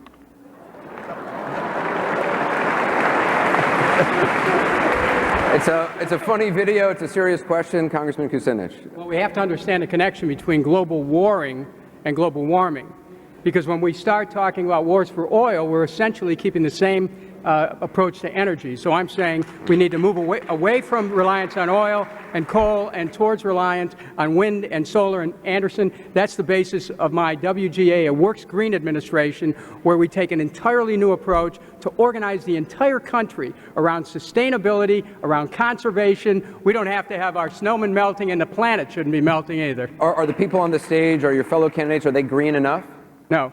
And I think that the reason is that if you support, for example, in Iraq, if you say that Iraq should privatize its oil for the U.S. oil companies, then what you're doing is you're continuing a commitment to use more oil. If you believe that all options should be put on the table with respect to Iran, that's about oil. So we need to move away from reliance on oil, and that's really connected to our defense policy, and I'm the one who gets the connection. Similar topic, listen. Hi, I'm Stephanie. We're in the Bay Area in my bathroom because this is one of the places where I use compact fluorescent light bulbs. I use these to decrease my personal energy use, and I hear politicians talking about alternative energies as a way to decrease our energy impact as a whole. But my question for you is, how is the United States going to decrease its energy consumption in the first place? In other words, how will your policies influence Americans rather than just using special light bulbs to do this? Senator Gravel, how do you get Americans to conserve? Very simple. Change our tax structure. Have a fair tax where people are taxed on what they spend rather than what they earn. And our tax system is totally corrupt right now. And so if we now have a retail sales tax, you'll take this nation of ours from a consuming nation to a savings nation. And that's the most significant thing we can do to alter climate change. Senator Dodd? Anderson, there are a number of things. The 50-mile-per-gallon standard is something I've advocated by 2017 that I would push hard for. The entire fleet of federal automobiles would be hybrids or electric automobiles, so we reduce even further our consumption. But I believe I'm the only candidate here, along with Al Gore's call for that, is a corporate carbon tax. You've got to tax polluters. You've got to separate the price differential so that we can move away from fossil fuels that do so much damage to our environment, to our economy, to our future, to jobs in this country. Until you deal with the issue of price, until you impose a corporate carbon tax, we will never get away from fossil fuels. It's the only way this can be achieved. You have to advocate that if you're serious about global warming. The question was about personal sacrifice, so I just want to ask a question to every... No. I drive a hybrid. We have a hybrid, and we use the efficient light bulbs in our homes. So let me just ask a question to everyone on this stage, and I know we said we wouldn't do a lot of show of hands. This is probably the only one we'll do tonight. How many people here took a private jet or a chartered jet to get here tonight? You're not sure? Yesterday. Okay. Senator Gravel, what was that? You took the train? I took the train, and I took the bus. Okay. And maybe one of these will give me a ride someday. Anderson, we haven't really seriously addressed this incredibly important issue of global warming and energy efficiency. We've got another question on it right now. Hi, my name is Sean, and I'm from Ann Arbor, Michigan. There is a scientific consensus for man-caused climate change, and I've heard each of you talk in previous debates about alternative energy sources like solar or wind, but I have not heard any of you speak your opinion on nuclear power. I believe that nuclear power is safer, cleaner, and provides a quicker avenue to energy independence than other alternatives. I'm curious what each of you believe. Senator Edwards? Wind, solar, cellulose-based biofuels are the way we need to go. I do not favored nuclear power. We haven't built a nuclear power plant in decades in this country. There's a reason for that. The reason is extremely costly. It takes an enormous amount of time to get one planned, developed, and built. And we still don't have a safe way to dispose of the nuclear waste. And it's a huge problem for America over the long term. I also don't believe we should liquefy coal. The last thing we need is another carbon-based fuel in America. We need to find fuels that are, in fact, renewable, clean, and will allow us to address directly the question that's been raised, which is the issue of global warming, which I believe is a crisis. Senator Obama? I actually think that we should explore nuclear power as part of the energy mix. There are no silver bullets to this issue. We've got to develop solar. I've proposed drastically increasing fuel efficiency standards on cars, an aggressive cap on the amount of greenhouse gases that can be emitted. But we're going to have to try a series of different approaches. The one thing I have to remind folks, though, of, we've been talking about this through Republican administrations and Democratic administrations for decades. And the reason it doesn't change, you can take a look at how Dick Cheney did his energy policy. He met with environmental groups once, he met with renewable energy folks once, and then he met with oil and gas companies 40 times. And that's how they put together our energy policy. We've got to put the national interests ahead of special interests, and that's what I'll do as President of the United States. Senator Clinton, what is Senator Edwards, why is he wrong on nuclear power? Well, first of all, I have proposed a strategic energy fund that I would fund by taking away the tax breaks for the oil companies, which have gotten much greater under Bush and Cheney. And we could spend about $50 billion doing what America does best. It's time we start acting like Americans again. We can solve these problems if we focus on innovation and technology. So yes, all these alternative forms of energy are important. So is fuel efficiency for cars, and so is energy efficiency for buildings. I'm agnostic about nuclear power. John is right that until we figure out what we're going to do with the waste and the cost, it's very hard to see nuclear as a part of our future, but that's where American technology comes in. Let's figure out what we're going to do about the waste and the cost if we think nuclear should be a part of the solution. But this issue of energy and global warming has the promise of creating millions of new jobs in America, so it can be a win-win if we do it right. We want to go to another YouTube video, another question. Hi everyone, my name is Melissa and I'm from San Luis Obispo, California. My question is for everyone.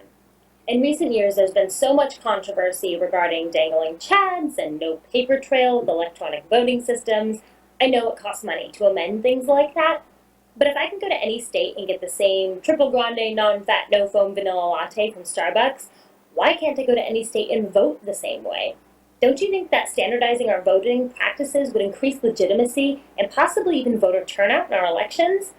What are you going to do to fix that? If you want, give me a call and I will make a standardized form for you.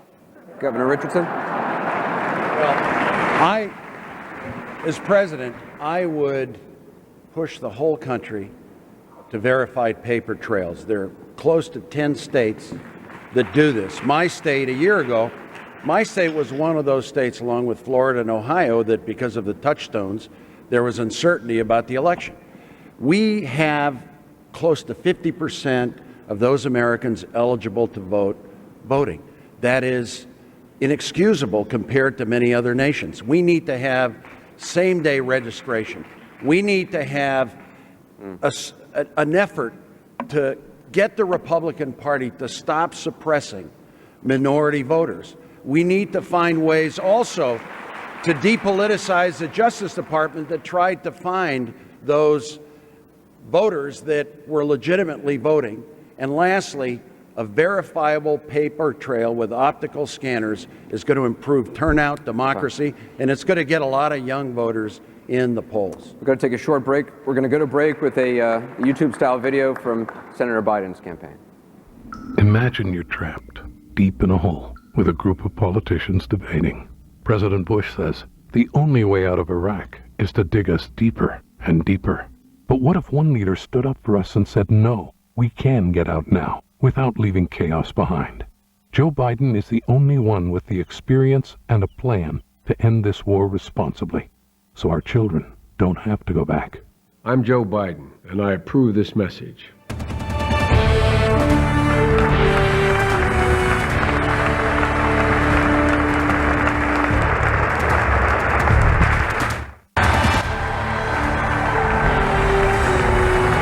vote now to end the war in Iraq. Text PEACE 73223. Text PEACE now to send a message to the White House and to the Democratic Congress that now's the time to end the war. Text PEACE 73223. Make your vote count and your voice be heard. Text PEACE 73223 to move this country away from war as an instrument of policy and to achieve strength through peace. Text PEACE. This is Dennis Kucinich, and I authorize this message. Welcome back. We still have a lot of YouTube videos we want to try to get to. This next one is about a pocketbook issue. Let's take a look. Hi, I'm Cecilia Smith. And I'm Ashanti Wilkins, and we're from Pennsylvania. And my question is to all the candidates is regarding the national minimum wage. Congress seems to never have a problem when it comes time to give themselves a raise. But when it came time to increase the minimum wage, they had a problem. My question to the candidate, if you're elected to serve, would you be willing to do this service for the next 4 years and be paid the national minimum wage? So, pretty simple, yes or no. Minimum wage, by the way, goes up tomorrow to $6.55. In 2009, it'll be $7.25. Senator Gravel, would you work for the minimum wage? Oh, yes, I would, but I'd say that we don't need a minimum wage. We need a living wage. We don't have that in this country, regardless of what they pass. Senator Dye, would you work for the minimum wage? I have 2 young daughters here. I'm trying to educate them. I don't think I can live on the minimum wage, but I'm a strong advocate for seeing to it that we increase it at least to $9 or $10 to give people a chance out there to be able to provide for their families. That's leadership in the country. Senator Edwards? Yes. Yes. Senator Clinton? Sure. Senator Obama? Well, we can afford to work for the minimum wage because most folks on this stage have a lot of money. It's the folks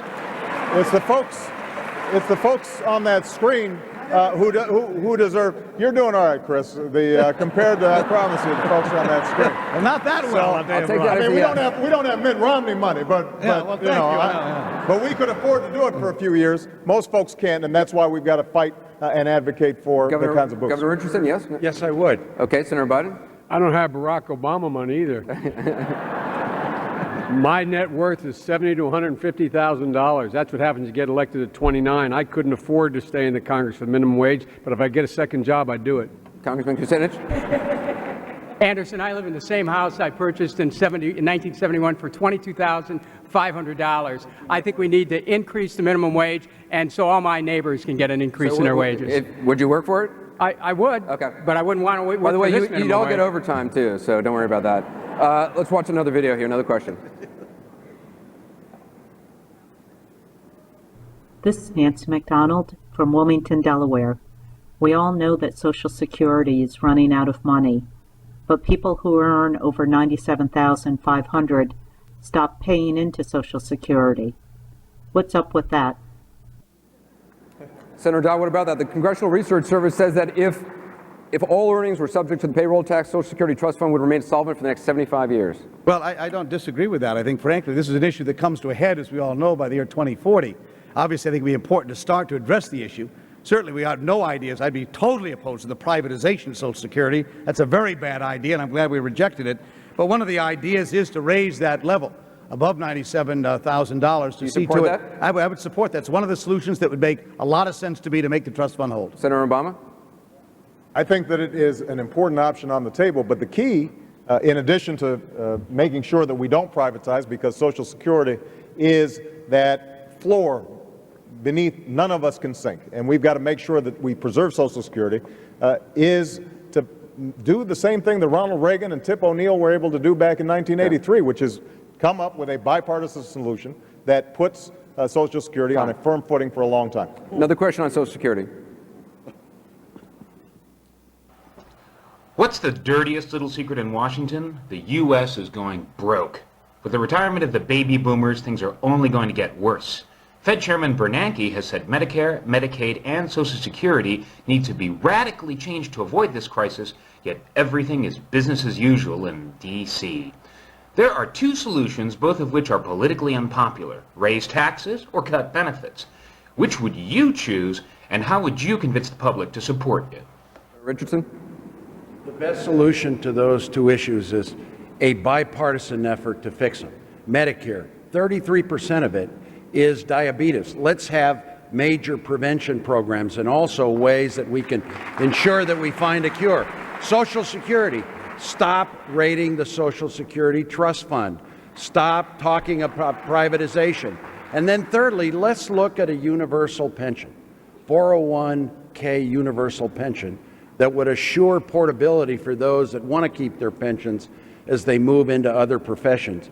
But what we need is a bipartisan effort. Put this issue aside. If I'm president, I would take this issue and I would say, Republicans, Democrats, within a year, let's find a solution. No politics. This is the safety net of this country. Here's a question on taxes. This here's a two-part question. Pay taxes on my clothes and food. Pay taxes on my place. Pay taxes on my moisturizer. I mean taxes on my weights. Pay taxes on my land.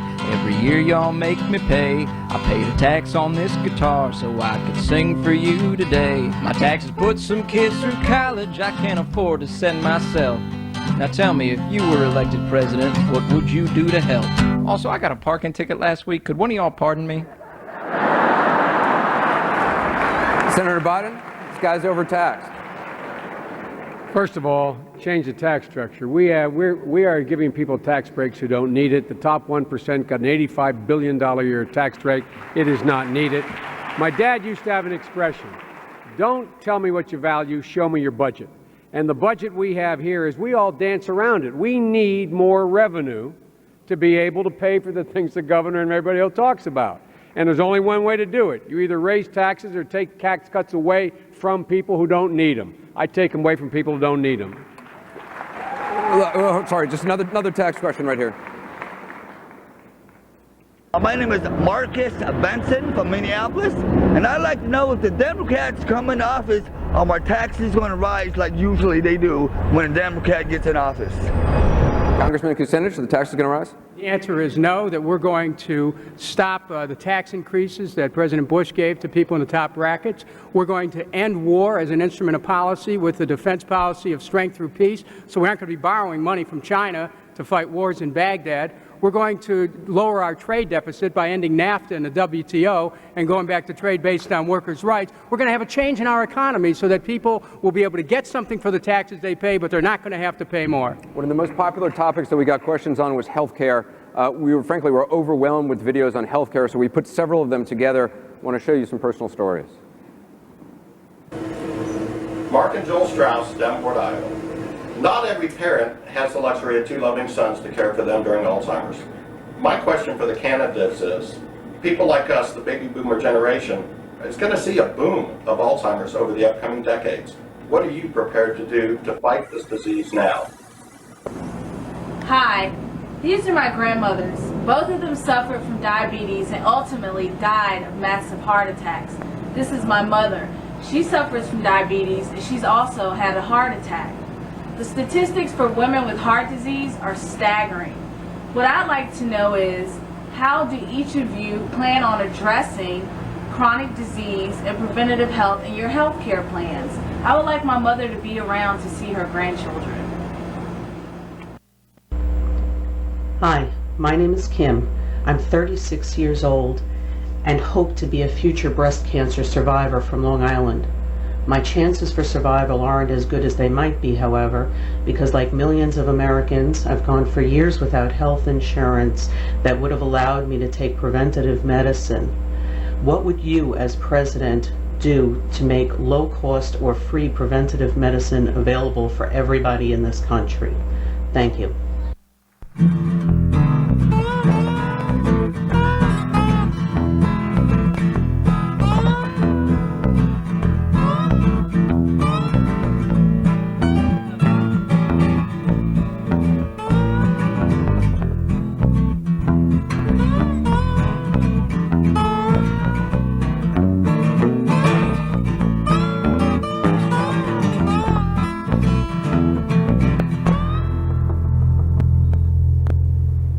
Senator Obama, 45 million uninsured Americans. Senator Edwards had said your health plan doesn't really provide universal coverage, does it? Absolutely it does.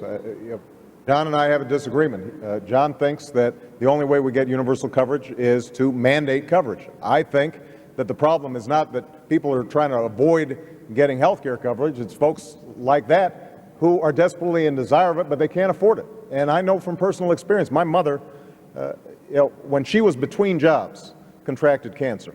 And she spent the last few months of her life trying to figure out whether or not she was going to be able to pay for the treatments. It is an outrage. How is it that the wealthiest nation on earth can not afford to provide coverage to all people? And that's why I put forward a plan. But let's understand this. Everybody here is going to have a plan. John's got a plan. I've got a plan. Hopefully everybody here will provide a plan for universal coverage. But we've had plans before under a Democratic president in the 90s and a Democratic Congress. We couldn't get it done because the drug and insurance companies are spending $1 billion over the last decade on lobbying. And that's why we've got to have a president who is willing to fight to make sure that they don't have veto power. They can have a seat at the table, but they can't buy every single chair when it comes to crafting the sort of universal health care that's going to help the folks that you saw in that video. Senator Edwards.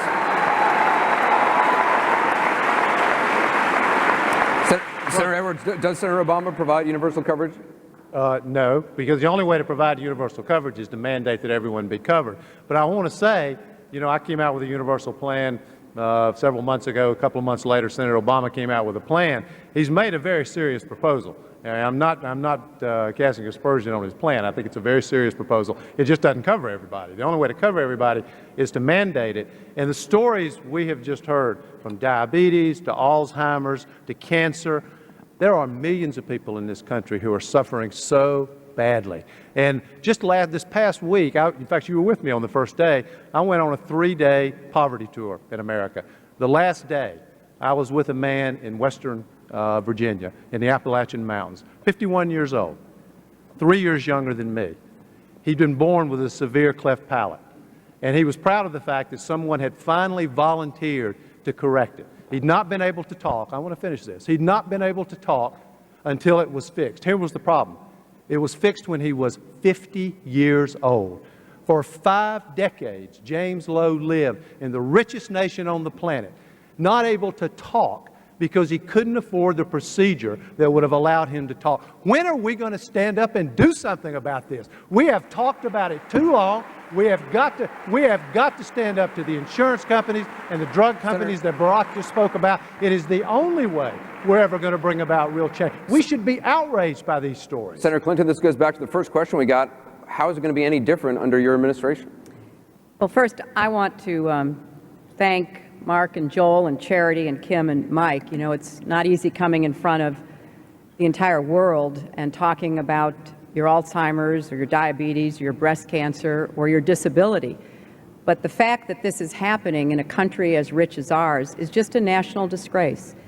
And yes, I did try in '93 and '94, and I like to say I have the scars to show for it. But I learned a lot about what we have to do. And having a plan, yes, that's part of it. But more important, we have to have a sense of national commitment that universal health care is an American value. We have to quit being told by special interests like the insurance companies and the drug companies that somehow we can't do what most other developed countries do, which is cover everybody and provide decency and respect to every single person in this country with health care. All right, I've got another question on health care. Let's watch. Hi, this is Lucia Brawley for a group of friends on the east side of LA. And our question is, does your health care plan cover undocumented workers? Thank you.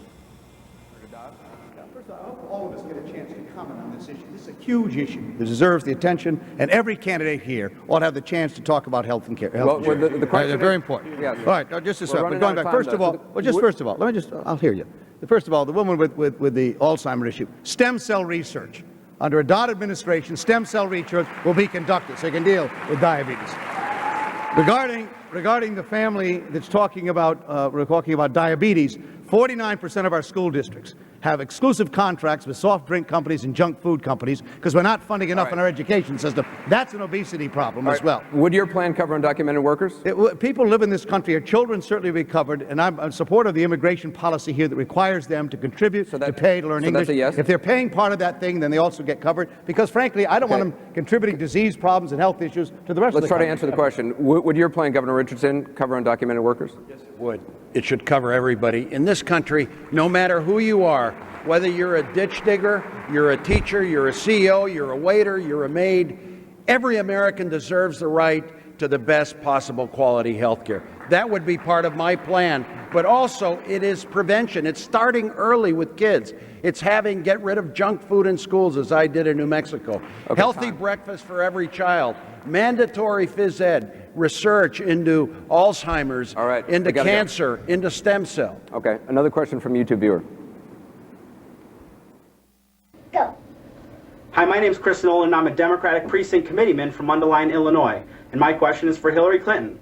With Bush, Clinton, and Bush again serving as the last three presidents, how would electing you, a Clinton, constitute the type of change in Washington so many people in the heartland are yearning for and what your campaign has been talking about? I was also wondering if any of the other candidates had a problem with the same two families being in charge of the executive branch of government for 28 consecutive years if Hillary Clinton were to potentially be elected and then re-elected. Good luck, and whoever becomes the nominee, I'll be pulling for you. Go Democrat! The question was for Senator Clinton. Well, I think it is a problem that Bush was elected in 2000. And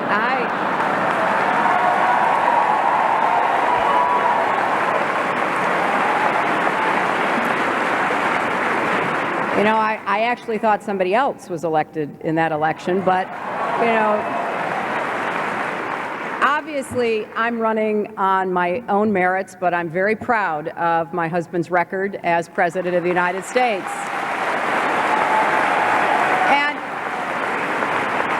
And what's great about this is look at this stage and look at the diversity you have here in the Democratic Party. Any one of us would be a better president than our current president or the future Republican nominee.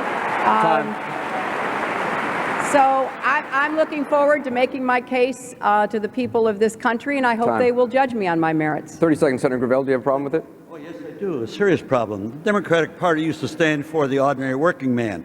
But the Clintons and the DLC sold out the Democratic Party to Wall Street. Look at where all the money is being raised right now. For Hillary, Obama, and Edwards, it's the hedge funds, it's Wall Street bankers, it's the people who brought you what you have today. Please wake up. Just look at the New York Times of the 17th of July that analyzes where the money's coming from. It comes from the bankers on Wall Street and, of course, hedge funds, which is code for bankers on Wall Street. And they're lock, stock, and barrel in their pockets. Since you went to Senator Obama, we'll let you respond if you want. Look, I think every single question we've heard, you see cynicism about the capacity to change this country. And the question for the American people who desperately want change is who's got a track record of bringing about change? Who can unify the country so that we're not just talking about Democrats and Republicans, but we're talking about Americans? And who can overcome the special interests in Washington so that we have a president of the United States who is fighting on behalf of ordinary people? And that, I think, is going to be the kind of president that is going to be elected, is going to be nominated by the Democrats. And I believe that I'm best qualified to fill that role. In our remaining few minutes, the questions turn to two subjects, God and guns. First question. Hi, I'm Zane Abraham in Oakland, California. The cathedral behind me is the perfect backdrop for this question. This quarter reads, United States of America. And when I turn it over, you find that it reads, Liberty. In God we trust. What do those words mean to you? Senator Biden? Religion informs my values. My reason dictates outcomes. My religion taught me about abuse of power. That's why I moved to write the Violence Against Women Act. That's why I take the position I take under 4. It came about as a consequence of the reasoning that we were able to do it. Look, I don't think they're inconsistent. I don't find anything inconsistent about my deep religious beliefs and my ability to use reason. I think the coin's got it just right. I think I have it in perspective. Here's a question from the other side of the coin. Good evening. My name is Stephen Marsh from Thousand Oaks, California. Proud citizen of the United States of America that does not believe in God. However, the former President Bush said this statement was an oxymoron. Now, I am worried about the amount of time given to evangelical concerns. while secular voters are more or less getting snubbed. Faith in politics for them? So my question is this. Am I wrong in fearing a Democratic administration that may pay lip service to the extremely religious as much as the current one? And if so, why? Thank you for your time. Senator Edwards? As President of the United States, we will embrace and lift up all Americans, whatever their faith beliefs, or whether they have no faith belief, as Stephen just spoke about. That's what America is. Now, my faith is enormously important to me personally. It's gotten me through some hard times, and I'm sure that's true of a lot of the candidates who are on this stage. But it is crucial that the American people know that as president, it will not be my job, and I believe it would be wrong for me to impose my personal faith beliefs on the American people or to decide any kind of decision, policy decision, that will affect America on the basis of my personal faith beliefs. Senator Obama?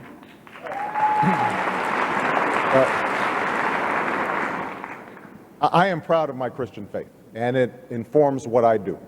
And I don't think that people of any faith background should be prohibited from debating in the public square. But I am a strong believer in the separation of church and state, and I think that we've got to translate.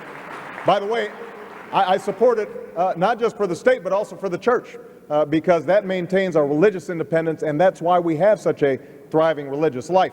But what I also think is that we are under obligation in public life to translate our religious values into moral terms that all people can share, including those who are not believers. And that is how our democracy is functioning, will continue to function. That's what the Founding Fathers intended. I have another question regarding guns. Good evening, America. My name is Jared Townsend from Clio, Michigan. To all the candidates, tell me your position on gun control, as myself and other Americans really want to know if our babies are safe. This is my baby, purchased under the 1994 gun ban. Please tell me your views. Thank you. Governor Richardson, you have one of the highest NRA ratings. The issue here, I believe, is instant background checks. Nobody who has a criminal background or is mentally ill should be able to get a weapon. That is the key. And that includes gun sales. That includes gun sales at gun shows.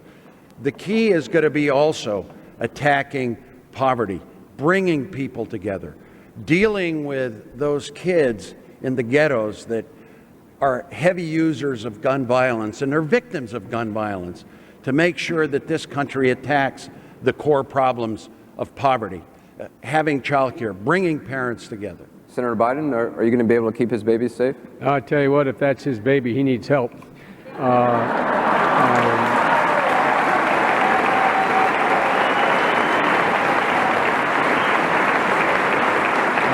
I think he just made an admission against self-interest. I don't know that he's mentally qualified to own that gun.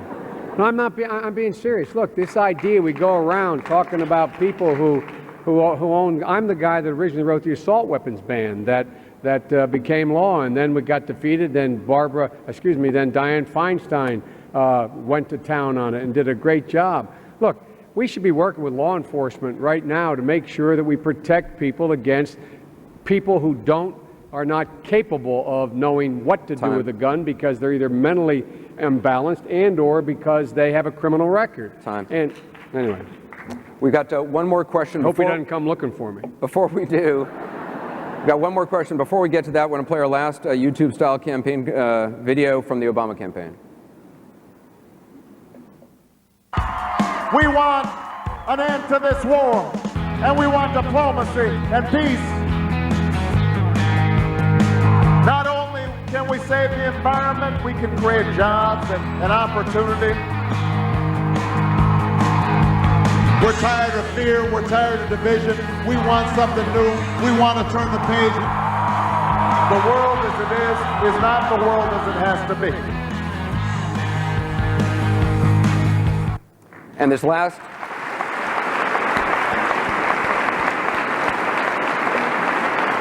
last question from a YouTube viewer will be asked to each of you. My name is Jason Coop, and I am from Colorado Springs, Colorado. and my question is for all of the candidates, and it is intended to lighten up the mood a little bit. I'd like for each of you to look at the candidate to your left and tell the audience one thing you like and one thing you dislike about that particular candidate. And remember, be honest. Senator Gravel? I turned to my left, and I like Chris Dodd. I knew his dad. I served with his dad. I do have a difference of opinion with respect to where the money's coming from. I've advocated people follow the money if you want to find out what's going to happen after any one of these individuals are elected. Follow the money because it's politics as usual is what you're seeing. Senator Dodd?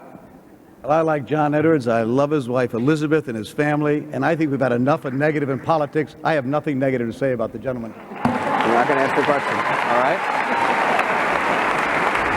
Senator Edwards? I admire what Senator Clinton has done for America, what her husband did for America. Not sure about that coat.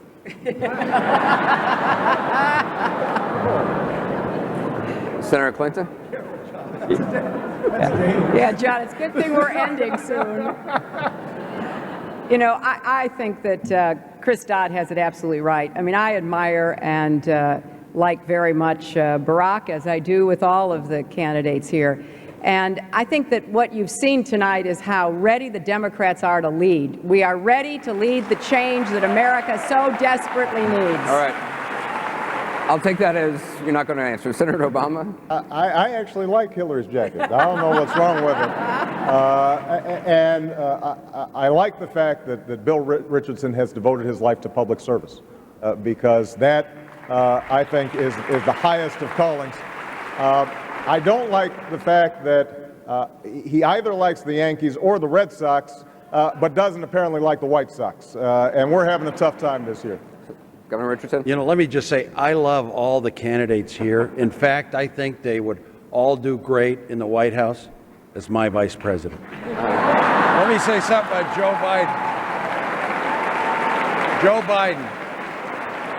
You know, the only negative thing about Joe, we disagree on Iraq very strongly, on Darfur, but this man has devoted his whole life to public service. He's been a distinguished chairman of the Senate Foreign Relations Committee. He's had great contributions in civil rights, in issues relating to gun control, in Supreme Court nominees. He will make an excellent Secretary of State for me. Senator Biden? I don't like a damn thing about him. No, I'm only kidding. Only kidding. Dennis and I have been friends for 25 years. I think this is a ridiculous exercise. Dennis, the thing I like best about you is your wife. And Congressman Kucinich talking about Senator Gravel. Wait a minute, he talked about my wife. Well, your thoughts on you Gravel? notice what CNN did. They didn't put anybody to the left of me. Think about it. I'm not Senator sure it'd be Gravel, possible to please. find anybody. Senator, and you know what? And you won't.